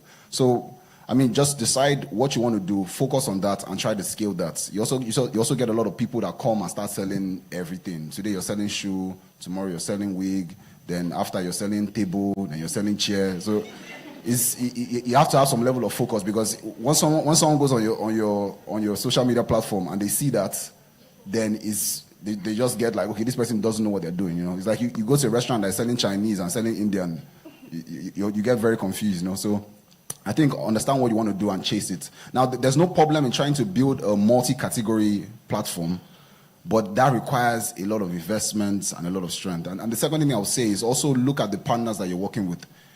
If you're starting off an e-commerce platform or a website or social media page, you're likely going to have to work with partners for delivery, for payments, and so on and so forth. So look at the people you're working with. Are they reliable? Can you trust them? Because if a customer comes to your platform and your partner is having issues, let's say your logistics partner, is you that the blame is going to fall on, you know? Is your brand that's going to get damaged? So I think those are things I have to add. Yeah, and I would add that since we're talking small business, I would like to say that it's important for you to take your time. Don't rush into it. You know, just like you said, sometimes some of those people who are selling table chairs, this is because they didn't really like take their time to work through the process, and they're like not focused. They're looking at other people and they're lost. Take your time, ask questions. Sometimes you don't even know what to do. You don't even know what the process is. We have so many resources that are out there that you can learn from, you know, many platforms. You can go on YouTube, learn how to keep your books, because it's just not even just starting the business on its own, buying and selling.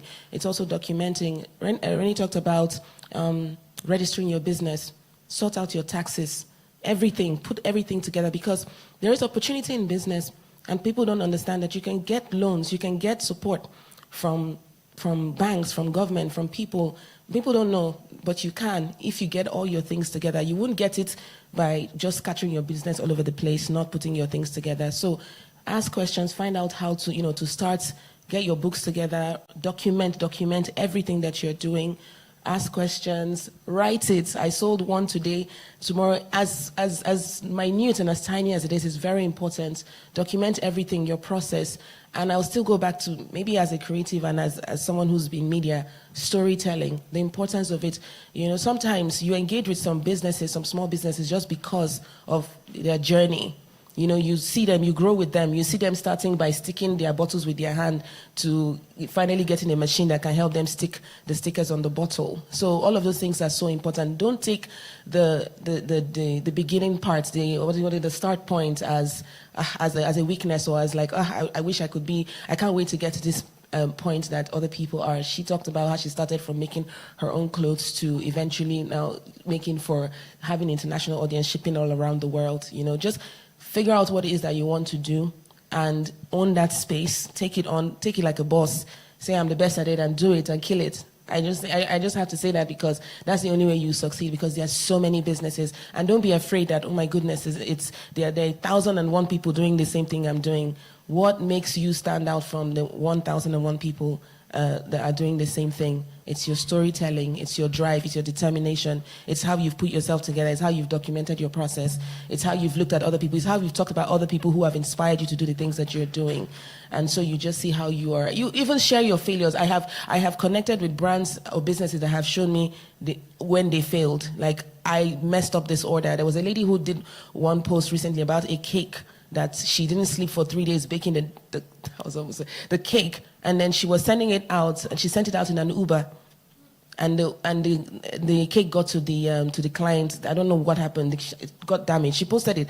I was, and everyone was just commiserating with her. But I learned something from that comment, because somebody said, "Oh, I own a cake business, but what I normally do is when I'm sending out an order as sensitive as that, I always make sure that if I put the order in an Uber, I put my staff in the car with it to guide the cake until we get there."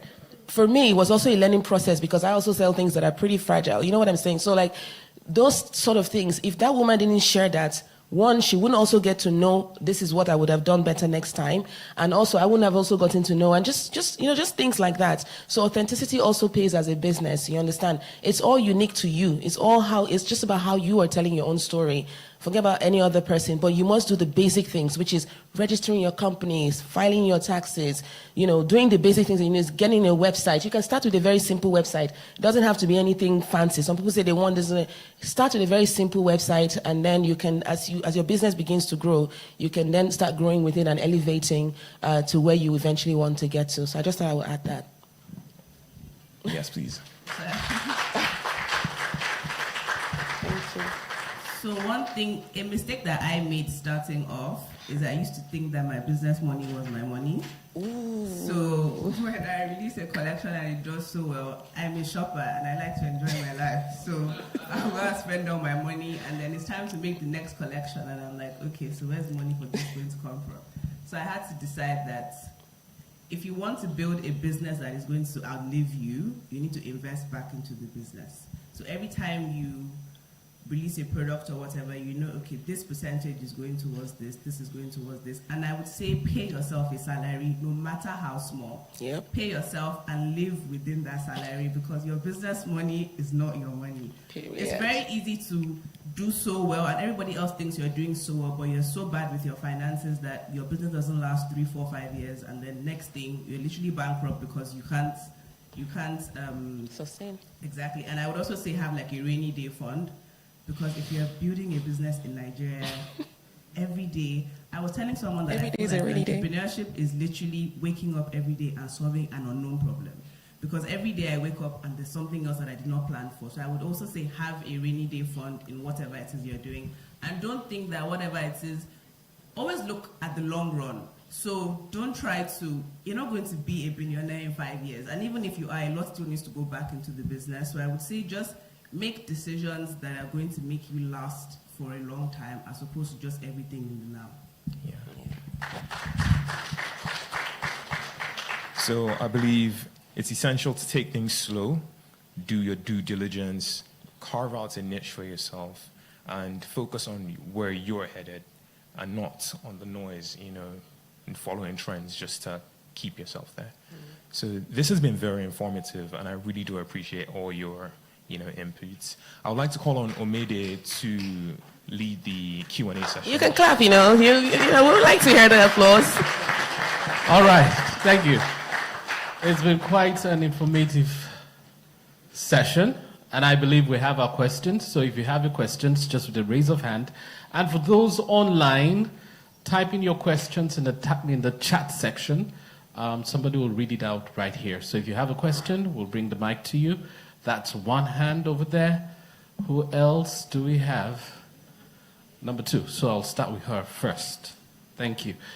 There's also this interesting one that what I ordered versus what I got and all that.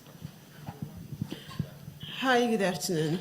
I had a couple of questions I noted down while I was listening, but I would just start off with two and hope that somehow it comes back to me. So one of them is for online businesses, there is what we call service-based and product-based businesses. And then people say your payment platform for service-based is different from payment platform for product-based businesses. Some people say if you're service-based, go on Seller. And if you're product-based, use QuickTeller, Flutterwave, and maybe MasterCard and all of that. What would you advise? Because if you don't have your payment platform secured, you have a problem when people want to buy from UK, US, and you only have Naira on your website. How do you accept cross-currency platforms? Which of them would you advise small businesses should go for? And then you spoke about branding. And it's confusing to small businesses because most of us perceive branding to be your logo, very clean logo. You have a clean feed on IG, or maybe your website is looking very clean, that's branding. Or you have a t-shirt you've customized with your brand name, that's branding. You know, and then it's a bit expensive for us to go over the board to get these things looking like this whole night, all branded, white and red, all branding, UBA branding. So what do you advise small businesses should focus on with respect to branding? Is it our voice on social media such that if you have thefts, people come pick your business? If you're product-based, someone's replicating what you're creating. If it's service-based, someone is doing the same thing you're doing. How can your customer say, no, this is not this person's work? How do you stand out with respect to branding? How can we also, as small businesses, that's my third question, how can small businesses leverage on social media influencers? Because we look at them as people having 1 million views, 1 million followers, 500 million followers. We feel we are too small. You have less than 1,000 followers. You're like, hey, maybe when I get like 200 or 20K followers, I can go and meet this influencer. How can we leverage at that small level? What advice would you give us to go shoot our shots to these big brands for influencing? 3 in 1. Good.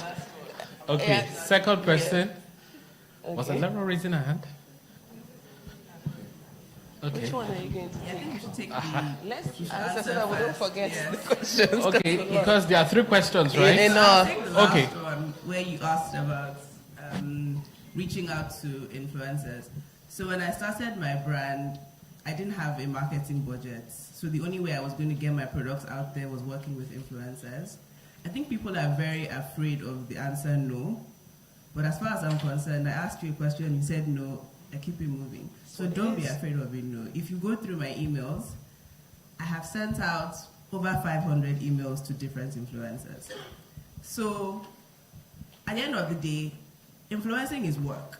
So they want to get paid for it. And you don't have the budget as a small brand. So there are some people that are going to, I have worked now with over maybe 50 influencers, and I've actually never paid anyone before. Not because I don't want to, but because I couldn't afford what they were charging. But you have to reach out to as many people as possible, because there are those that are going to want to work with you because they like your product. And they know that, okay, this brand is just starting. I want to also invest in this brand because I like her product. If she gifts it to me, I'll take a picture, I'll post it. But I know that when she has a budget, she will come back and meet me. So I would say don't be afraid of a no. Email as many people as possible. And some of them, everybody cannot say no. Somebody's going to answer you eventually. And another thing that I found is with influencers, when 3 of them have said yes and they wear it, and you reach out to other influencers and they see those people they look up to have worn it as well, they're more inspired to answer you. So you're going to have to start from somewhere. At the beginning, it might be only 2 people that answer you, but it's literally just you keep growing and you keep growing and you keep growing. And then at a point, they will be the ones who start messaging you and be like, oh, I have this many followers. Some of them are not even going to ask you for payment when they're reaching out to you. They just want to be seen in your brand because they know that they're going to use that to leverage a partnership with another brand that they want to work with. So I would say just don't be afraid of no and reach out to as many people as possible. And I'm going to add, so I'm going to try and answer a little bit of the last and then go into the branding and then let's learn into the rest of it.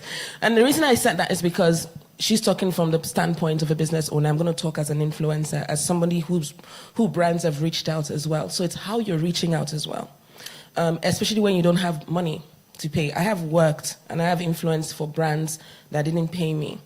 And it's because I also keyed into the vision of the brand. I liked what they were doing. And so I'm trying to answer now with your brand question on branding.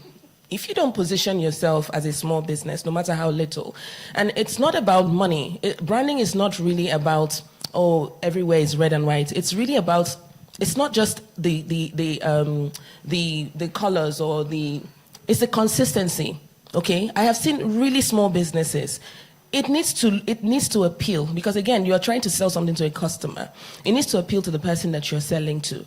And even the customers we know, we see, we can tell, we're not stupid. We know this is a small brand that is just starting, but we see what they're doing, we like what they're doing. So it will still go back to, apart from the visuals, the storytelling, the authenticity of the brand. So brands that have reached out to me, say for example, a brand wants me to influence their clothes for them. I'll give you a template, for example. A brand reaches out and says, "Hey Kaylah, how are you? How's it going? I saw your profile. It looks great. Then they introduce themselves. I'm a small brand. This is what I do. I have a collection. It's my very first collection. I have 10 pieces from there. I have looked at your profile. From these 10 pieces, I have attached the 10 pieces. I would like you to take a look at the 10 and see which one resonates with your style. And I would like to gift you this piece. I would like you to wear it. And I'm not necessarily forcing you, but like if you would like to share with your followers and They just kind of write that. When I see a message like that, I'm drawn to that brand. I want to go and see. Then I go on your page and then I see Zugu Zugu. I'm not wearing your clothes. But I go there and I see that the clothes. So even there are some people that they don't have money to pay a model to wear those clothes. But maybe they've worn it and they shot in a clear background. It looks great. You must put in the work no matter how small the brand is. So when I go there and I see it, I'm like, okay, I definitely can wear. You can take your strong points of what it is that you're selling. Say you're a fashion designer. You say, my finishing is 100% great. I pay attention to detailing. It's not about the fabric. There are so many ways that you can sell yourself without spending money. And let me take it away from fashion. If it is beauty, if it's makeup, say for example, there's Fenty, there's all of these big international brands, and you are this local brand, and you're saying that my product it's great for you because I know that a lot of us have dark whatever, maybe we have melasma on our skin, we have patches, and my brand or my products will help solve this. So it still goes back to how you are selling yourself as a small brand to anybody. Just think about it. Anyone that goes on your page, what are they taking from it? A new business who's trying to take a seat at the table in the world of business, but I'm able to offer this to my client or to whoever is coming to me. So how you also reach out to them is important. Be polite, be very clear with your intentions. Don't dance around the bush and don't overhype it. Don't say too much. Just go straight to the point. Keep the email very short, very professional. Everybody's email is on their website bio. True or false, or their, and even if the brand doesn't, they nudge. I have reached out to brands, big brands international brands that and the way I reach out to them, round of applause for Kaylah.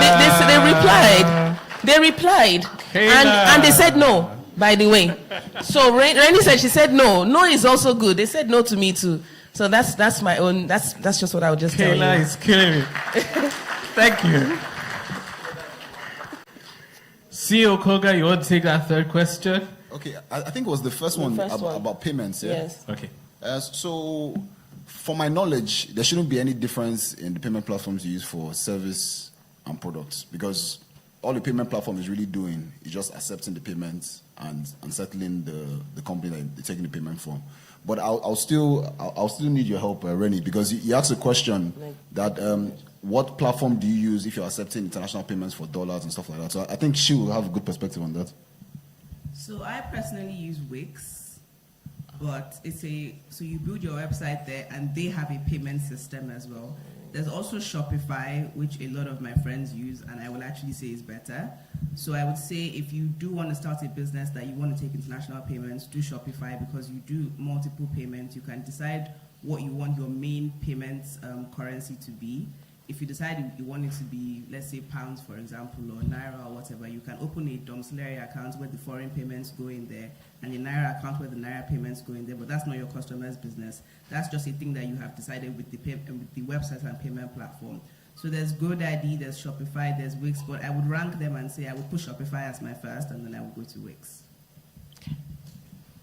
Thank you very much. We're just going to take one more question from here, and after that, we'll go online. So you are going to ask one question, not 2 in 1 or 3 in 1. That's another level of business. 3 in 1, 2 in 1. So one question. Are we cool? Wow. We signed an undertaking. Cool. Okay, one question. Thank you so much for the sections. It was really a moment of learning. Okay, I'll just pick one. I had more than one, but let me pick one. I wanted to ask about costing. How do a small business owner deal with the challenge of costing? How do you cost your goods? In the sense that you may not have a direct link to probably vendors where you can get goods cheaper. So that means you're buying from someone that is buying from someone that is buying from someone, and as the connection increases, of course the prices increases. That means you're buying at a higher rate, and then you now fix your price, and somebody tells you, oh, online they are selling cheap online. All those big vendors are selling it cheaper. So why will I buy from you? So how do you actually solve that challenge of costing, whereby you're not getting it at the same price with the bigger companies, and you fix your price and it's costlier than they can get online and other places? Thank you. Thank you. And then we'll go to Susan to read out the questions from the online platform. You want to answer that first? Okay, let's take that first, and then we'll go to the online. Okay, but my brother, that's a very tough question. Even some of us that did MBA, we're still struggling to answer that kind of question. But see, the reality is, I'll answer it 2 ways. So, number one, try to go beyond costing. So, if you can't match, I'll give you an example now. Conga, we can ship 50,000 units of a product into Nigeria. It's almost impossible for anybody in entire Nigeria to match our price for that product. And that's the reason why we're shipping in that volume. So if you're selling that particular product, there's no way you can match our price. But there are still people that will buy from you if you have something else to offer. So can you beat our delivery speed? Do you have a personal connection with that customer? Is it after-sales support you're providing? I mean, there has to be something that a customer can latch on to say that, okay, even if this guy costs 2,000 naira extra, I'm going to buy it from him. Is it your branding? It could be anything. But there has to be a reason why a customer will say, okay, let me patronize this guy. The second side is around how you manage your costs and your purchasing. So there's this perception that because I'm a small player, I can't buy from the big players. Everybody wants to sell. So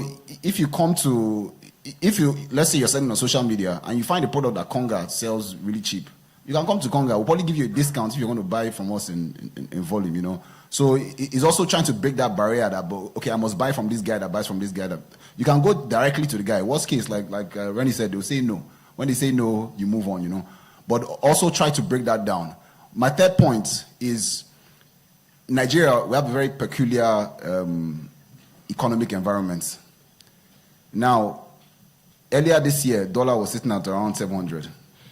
Today, dollar is, last time I checked, 1,170 or so in black market.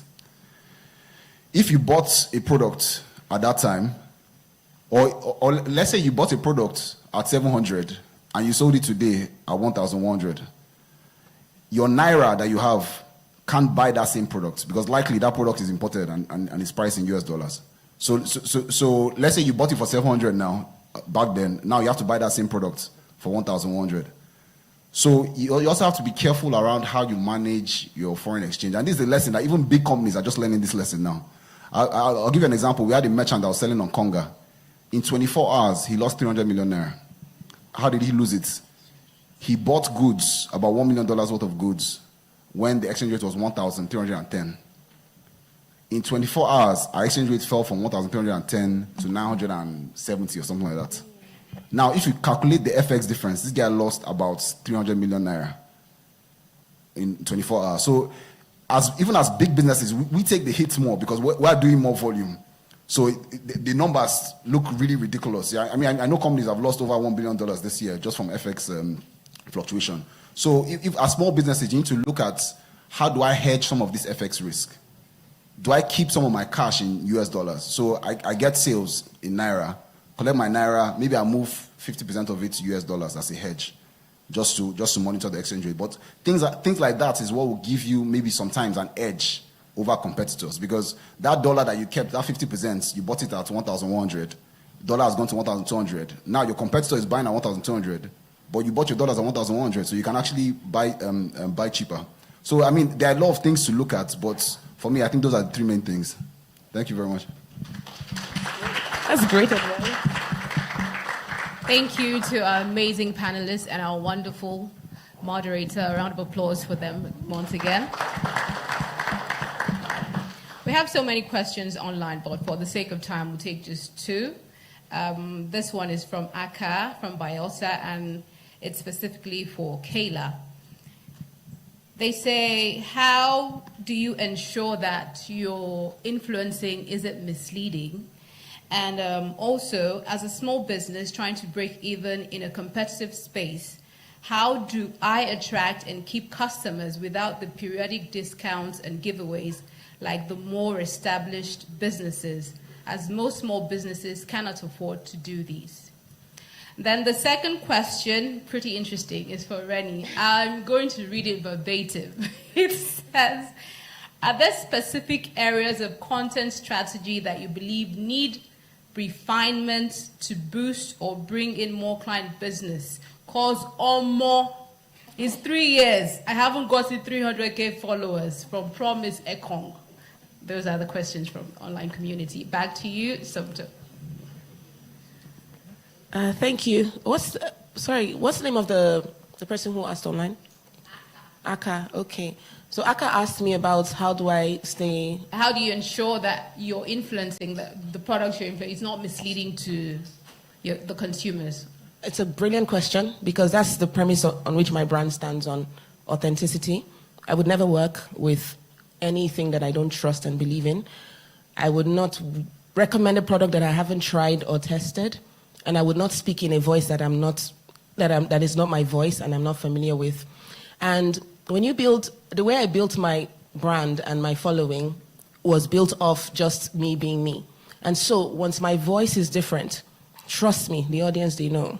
I did work with a brand that was very fussy, extremely fussy, and I took the job because that time things were really thinking, it's like money. It's like, I had just traveled, I just come back, and the deal was good. I kind of felt they were a little pushy, but I was like, okay, I thought it was one of those ones that I could, say I can, maneuver. And I remember they had sent one of the posts that I was supposed to share, and I shared the post, and they gave me the caption. And I said, let me write my caption now. They said, no, we want it to be this way. And so I did put out the caption, and in the comment section, it was set ablaze. And Kaylah, hey, you've collected money, Abby. This is not how you talk. So I knew for a fact that was just another learning point for me to say that if I say what is not, all my followers would know that, and so I continue to stay authentic. So that's a good way of just staying authentic. Just make sure that you do not engage or work with any brand that does not align with your values and doesn't speak in the voice that people know you for. And then there was a second one. Okay, how do you ensure that you do not discounts and giveaways as a small business, because you can't afford it? You can't afford it. So how do you? So you just wouldn't do it at the time. And let me say something. There's pressure, but the thing is that if people know you for who you are, they would stay. The least you can do is, like I remember even when I was starting, and especially when you're starting out, it's really tough. You have spent so much money. So what you can do is that you can do like very little offerings. So if a bigger brand is saying 50% off, this percent off, you can say maybe the first 5 people, you get a certain discount. You can kind of mark it up. You can even sometimes when I do that, I always put when you are trying to promote market. It's just like a marketing budget. I can just take a certain amount of money and say this is for marketing or for promotions. So you can say the first 5 people that sign up or the first 5 people to shop get it's a small percentage, but it's something, maybe 5% or 10% of the order. And then as you grow, you what's the word? You then begin to, you increase it. But I'll tell you what, there's a brand called Kai Collective. She shared with us that she's never done the Black Friday sales. In how many years she's never done this big, she doesn't even do sales. There's no sales there. So it just depends on what you want and how you tell the story. So you can decide to use that small incentive, or you can decide to say that I'm not doing it. I'm a brand that doesn't do discounts, and people will get to know you and work and love you for it. But maybe Reni knows more, but that's what I know. So this is actually something that I struggle with, because I find that as a brand owner, when you have your target, you haven't met your target, your next thing is you're thinking, oh, let me go and put it on sale. In fact, funny enough, one time I went on holiday, I came back and I did a sale. My friend said, you have finished your money, you are looking for money. So I would say you have to find a delicate balance, because it's easy to say, yes, I want to be a brand that doesn't do sales, but we also have to survive. But I would say if you want to do like sales and discounts and like Kaylah said, keep it to a minimum, or you can say if you buy 2 products, you can get a 3rd one free. So that way you're still getting most of the money that you're meant to. And it's actually also important to be a brand that stands for what you stand for, because if you look at the biggest designer brands in the world, you're never going to walk into Hermes and see something on sale.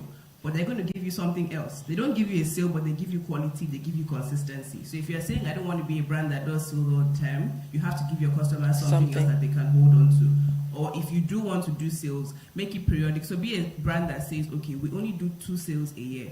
1 in July, 1 in December. However, we're not guaranteeing you that all our offerings will be in that sale, so that you don't tell your customers and they start thinking, okay, we're never going to shop there, we'll just wait for July and December. So tell them, the best things might be gone in February, March, and whatever is left we'll put on sale in July and December. So whoever can afford during the year would buy during the year, and those that can only afford during the sale will buy during the sale. Let me also chime in, because I feel like it's Conga and the other guys that caused this Black Friday wahala in Nigeria. So the reality is that as a business, we don't lose money from those promotions. And I would say initially, maybe we lost some, just to create the hype, because really, what was Black Friday in Nigeria 5-6 years ago?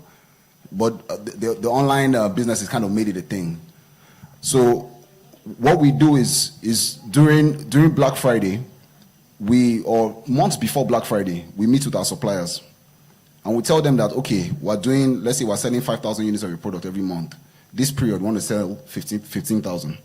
What can you do for us? What kind of incentives can you do for us? Some of them will give you a better price. Some of them will give you old inventory that they want to offload, and they'll give you a ridiculous price. Some of them will give you freebies to give out with the products. But you get different offerings, which you can eventually push to the customer.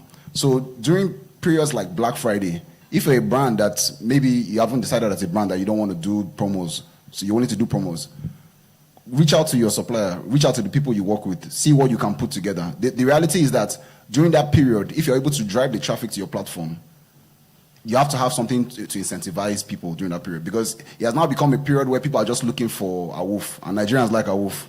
So if there's a way for you to get that wolf, then just find it, But like she said, you can also decide as a brand that, okay, I don't want to do promotions. But honestly, if you're selling phone, your phone is the same as this person's phone. So if you say you're not doing promotion, I'll go and buy it from the person that's cheaper, But it's easier for a luxury brand to say that kind of thing, because you have value that you're offering above that. Thank you. Right. Thank you very much. A round of applause for our great panelists. Kaylah, thank you so much. I love your shoes. Can you all see the shoes? Great. Nnamdi, thank you so much. Great to see you in flesh and blood. Reni, superb work. Well done. And Somto, a round of applause for him. Great job.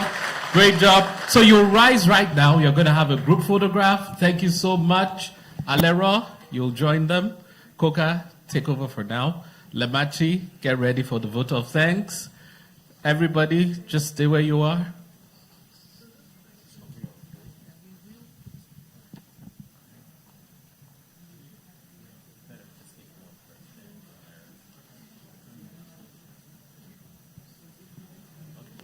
So for all the questions, especially those online, We'll aggregate them, put them together, get responses, share with them, right into your email boxes so they are not lost.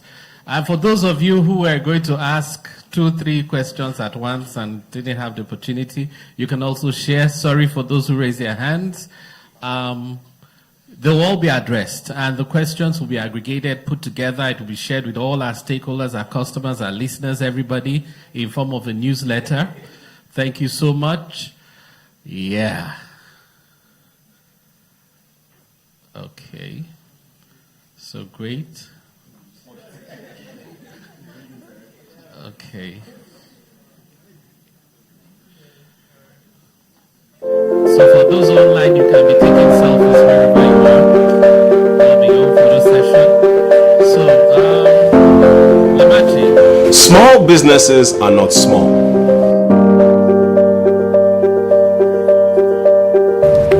They keep you pumped.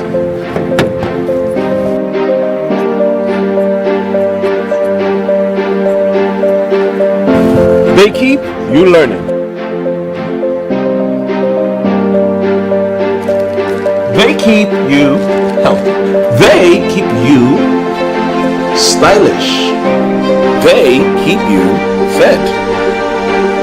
Happy birthday to you. They keep you smiling.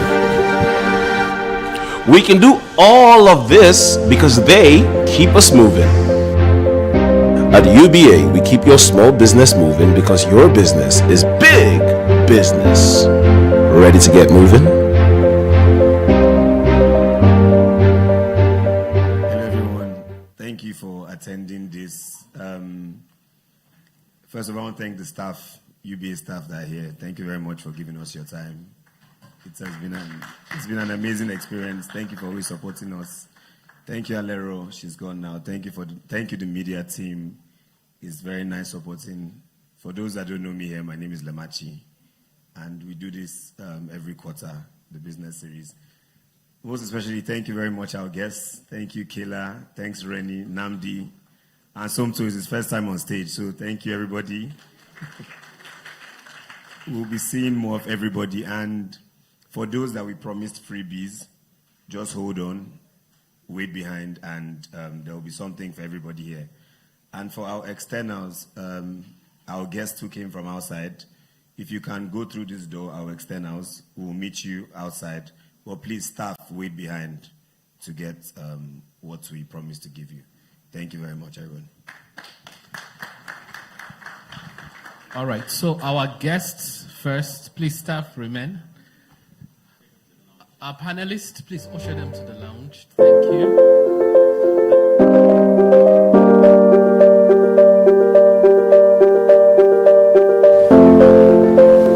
Small businesses are not small.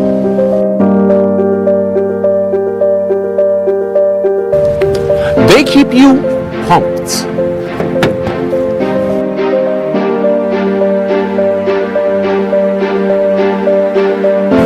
They keep you learning. They keep you healthy. They keep you stylish. They keep you fed. Happy birthday to you. They keep you smiling. We can do all of this because they keep us moving. At UBA, we keep your small business moving because your business is big business. Ready to get moving?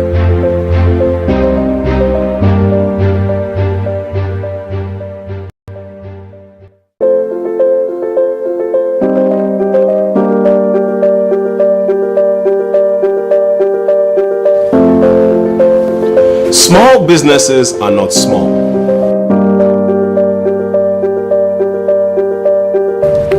They keep you pumped.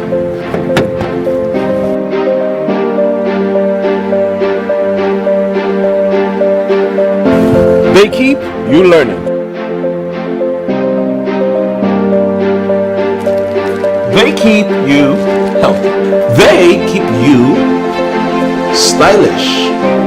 They keep you fed. Happy birthday to you.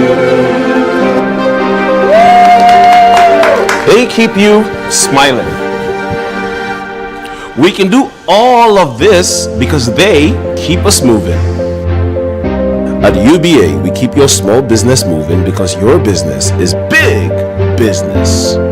Ready to get moving?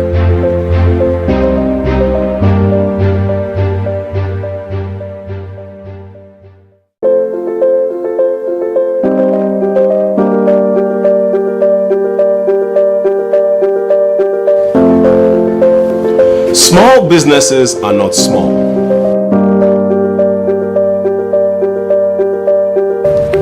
They keep you pumped.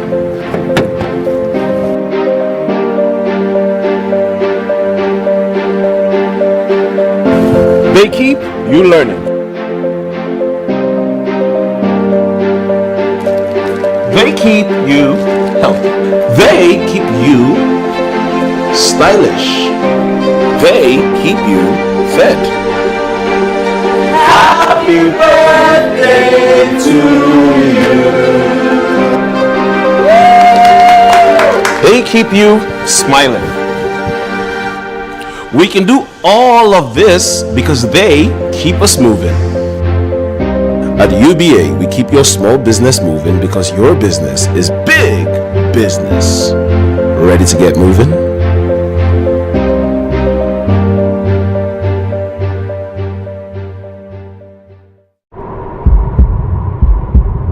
Life is about steps. You know that cycle? We all do. From the first steps to the building steps to the defining steps. But what about the steps within the steps?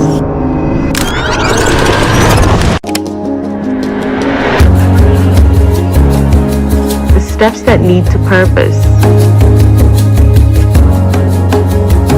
The baby steps to growth.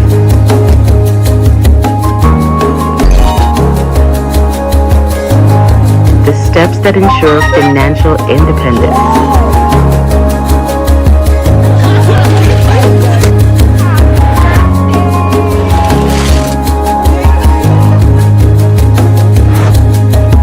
The steps that give us assurance.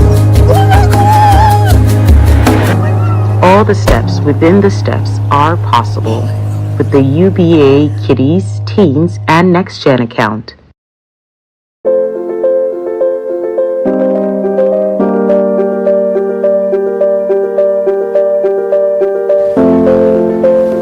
Small businesses are not small.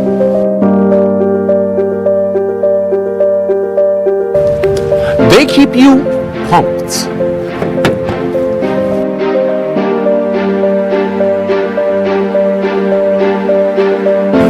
They keep you learning.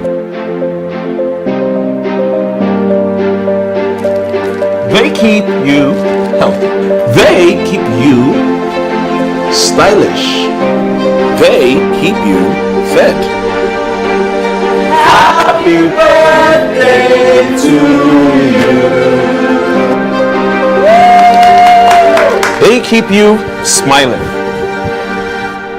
We can do all of this because they keep us moving. At UBA, we keep your small business moving because your business is big business. Ready to get moving?